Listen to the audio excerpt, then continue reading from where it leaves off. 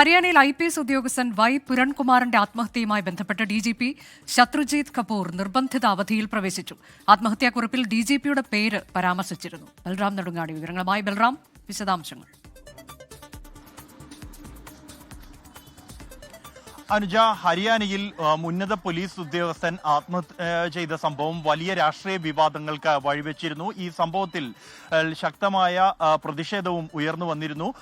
ഈ ഉദ്യോഗസ്ഥൻ ആത്മഹത്യ ചെയ്ത IAS ഉദ്യോഗസ്ഥൻ പുരൺകുമാറിന്റെ ആത്മഹത്യാക്കുറിപ്പിൽ DGPയും പോലീസ് സൂപ്രണ്ട് അടക്കമുള്ളവരുടെ പേരുകൾ പരാമർശിച്ചിരുന്നു.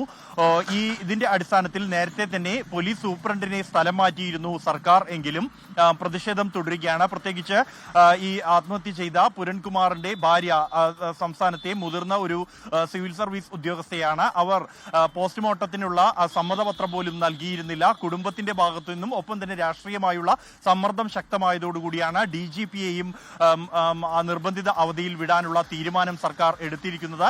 നിലവിൽ ഇപ്പോൾ DGPയെ നിർബന്ധിത അവധിയിൽ അയച്ചിരിക്കുകയാണ്. ഈ തനിക്കെതിരെ ജാതീയമായ അധിക്ഷേപവും തൊഴിൽ പീഡനവും ഉണ്ടായി എന്നാണ് പുരൺകുമാറിന്റെ ആത്മഹത്യാക്കുറിപ്പിൽ വ്യക്തമാക്കുന്നത്. ഇത് സംസ്ഥാന സർക്കാരിനെ വലിയ തോതിൽ തന്നെ പ്രതിരോധത്തിലാക്കിയിരുന്നു. ഇതിന്റെ അടിസ്ഥാനത്തിലാണ് നടപടി. ഇപ്പോഴും ഈ സംഭവത്തിലുള്ള അന്വേഷണം പുരോഗമിച്ചുകൊണ്ടിരിക്കുകയാണ്. ശരി, ബൽറാം നെടുങ്ങാടിയാണ് വിവരങ്ങൾ നൽകിയത്. ലോകത്തെവിടെയായാലും ഏത് സമയത്തും 24 വാർത്തകളും ഓഗ്മെന്റഡ് റിയാലിറ്റി പാക്കേജുകളും എക്സ്പ്ലെയിനറുകളും വിശദമായി കാണാൻ ഞങ്ങളുടെ YouTube ചാനൽ നിങ്ങൾക്ക് സബ്സ്ക്രൈബ് ചെയ്യാം.